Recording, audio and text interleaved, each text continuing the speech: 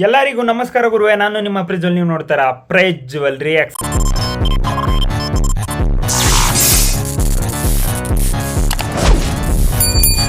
Software Toxic movie ನೋಡಾದ್ಮೇಲೆ 100% ತುಂಬ ಅಂದರೆ ತುಂಬ ಎಕ್ಸ್ಪೆಕ್ಟೇಷನ್ಸ್ ಇಟ್ಕೊಂಡು ಆಚೆ ಬರ್ತೀನಿ ಅಂತ ಅಂದ್ಕೊಂಡೆ.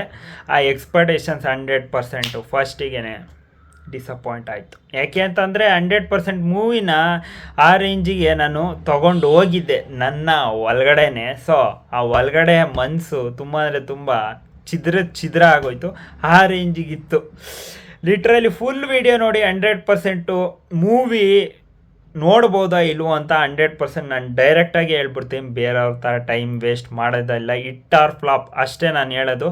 ಮೇಯ್ನಾಗಿ ನನಗೆ ಇಷ್ಟ ಆಗಿದ್ದ ವಿಚಾರಗಳು ಏನಪ್ಪ ಅಂತಂದರೆ ಮೂವಿಲಿ ಫಸ್ಟ್ನೇದಾಗಿ 100% ಇದ್ರ ಲುಕ್ಕು ಸೆಟಪ್ಸ್ ಯಶ್ ಅವ್ರದ್ದು ಬೇರೆ ಲೆವೆಲ್ಗೆ ಕಾಣಿಸ್ತವ್ರು. ಯಶ್ ಅವರು ಅವರ ಕಾಸ್ಟ್ಯೂಮ್ ವೈಸ್ ಆಗಲಿ ಅವರ ನೋಡೋ ಲುಕ್ಕು ಸ್ಕ್ರೀನ್ ಮೇಲೆ ಬೇರೆ ಲೆವೆಲ್ಗೆ ವೈಪ್ ಮಾಡುತ್ತೆ. 100% ನೋಡೋಕ್ಕೆ ಕ್ರೇಜಿಯಾಗಿದ್ದಾರೆ.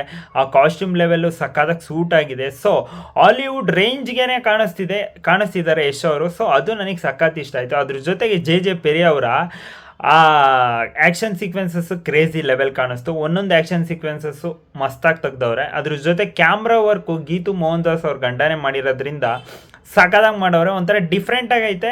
ಆದರೆ ಸ್ಟಾರ್ಟಿಂಗ್ ಚೆನ್ನಾಗಿ ಐತೆ ಅಂತ ಅನ್ನಿಸ್ತು. ಹೋಗ್ತಾ ಹೋಗ್ತಾ ಇರಿಟೇಷನ್ ಆಯಿತು. ಯಾಕೆ ಅಂತಂದರೆ ಒಂದೊಂದು ಸತಿ ಸ್ಟಾರ್ಟಿಂಗ್ ನೋಡಿದಾಗ ಮಜಾ ಕೊಡುತ್ತೆ. ಆಮೇಲೆ ಹೋಗ್ತಾ ಹೋಗ್ತಾ ಹೋಗ್ತಾ ಸಗ್ ಅಂತ ಬಂದಾಗ ಒಂಚೂರು ಇರಿಟೇಷನ್ ಆಗುತ್ತೆ. ಆದರೂ ಪರವಾಗಿಲ್ಲ, ಮಸ್ತಾಗಿತ್ತು ಕ್ಯಾಮ್ರಾ ವರ್ಕು. ಅದ್ರ ಜೊತೆಗೆ ಬ್ಯಾಕ್ಗ್ರೌಂಡ್ ಸ್ಕೋರ್ ತುಂಬ ಅಂದರೆ ತುಂಬ ಸಖತ್ತಾಗಿ ಕೊಟ್ಟಿದ್ದಾರೆ. ರವಿ ಬಸೂರ್ ಅವರ ಬ್ಯಾಕ್ಗ್ರೌಂಡ್ ಸ್ಕೋರ್ ಸಖತ್ತಾಗಿದೆ. ಆದರೆ ಒಂದು ಸಾಂಗು ತಬಾಯಿ ಬಿಟ್ಟರೆ ಮಿಕ್ಕಿದ್ದು ಯಾವುದು ಕೂಡ ಮನಮೋಹಕ. ಇವೆರಡು ಸಾಂಗ್ ಬಿಟ್ಟರೆ ಆ ರೇಂಜಿಗೆ ಯಾವುದು ಇಂಪ್ರೆಸ್ ಮಾಡಿಲ್ಲ.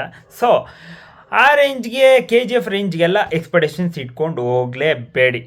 ಯಾಕೆ ಅಂತಂದರೆ ಅದು ಇಲ್ಲಿದೆ, ಇದು ಇನ್ನು ಅಲ್ಲಿಗೆ ಬಾಯಲ್ಲೇ ಇದೆ ಟಾಕ್ಸಿಕ್ಕು.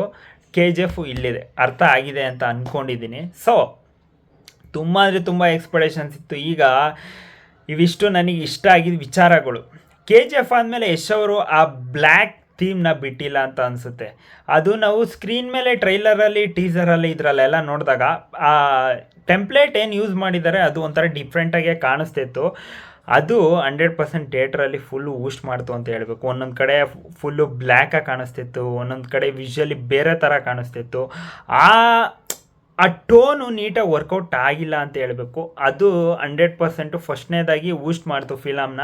ಅದಾದಮೇಲೆ ಸ್ಟೋರಿನೇ ಇಲ್ಲ. ಏನು ಸ್ಟೋರಿ ಅಪ್ಪ ಬದನೆಕಾಯಿ. ಇದು ಫಸ್ಟ್ ಹಾಫಲ್ಲೇ ಏನೂ ಇಲ್ಲ ಗುರು. ಸ್ಟೋರಿ ಬರೇ ತಬಾಯಿ ಗಜ್ಗ ಅಷ್ಟೇ ಸ್ಟೋರಿ ಫಸ್ಟ್ ಪಾರ್ಟು, ಅಂದರೆ ಫಸ್ಟ್ ಹಾಫು.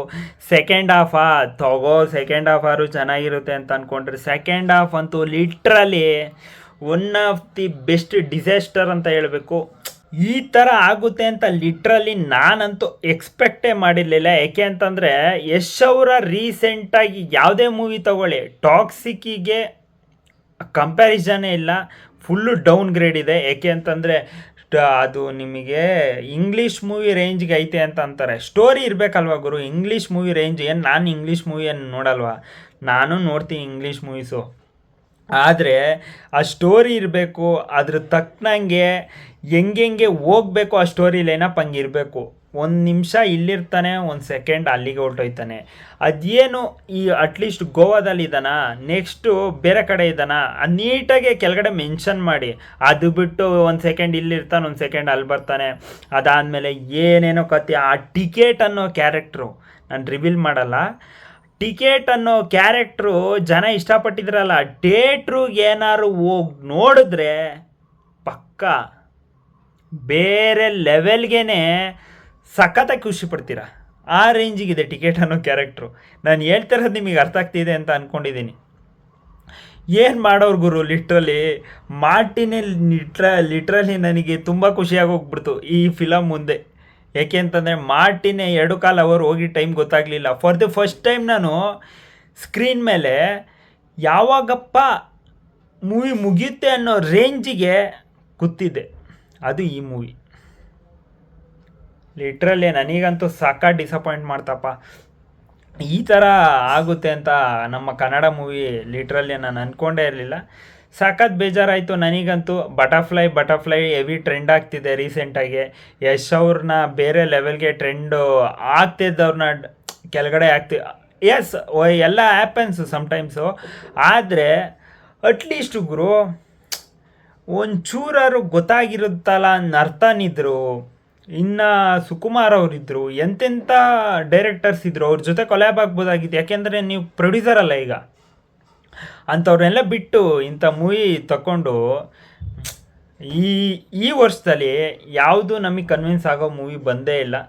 ನೆಕ್ಸ್ಟು ಬಿಲ್ಲಾರಂಗ ಭಾಷಾ ಇದೆ, ಅದು ಬಿಟ್ಟರೆ ಸಿಟಿ ಲೈಟ್ಸ್ ಇದೆ, ಇನ್ನು ಬೃಂದವಿಹಾರಿ, ಇನ್ನು ಲಿಟ್ರಲಿ ಬಿಟ್ಟಾಕಿ. ನನಗಂತೂ ಸೈಕ್ ಆಗೋಗ್ಬಿಟ್ಟಿದೆ ತಲೆ. ನಿಮಗೆ ಅನ್ನಿಸ್ತೋ ಕಮೆಂಟ್ ಬಾಕ್ಸಲ್ಲಿ ಕಮೆಂಟ್ ಮಾಡಿ ಅಂತ ಹೇಳ್ತಾ ಬಾಯ್.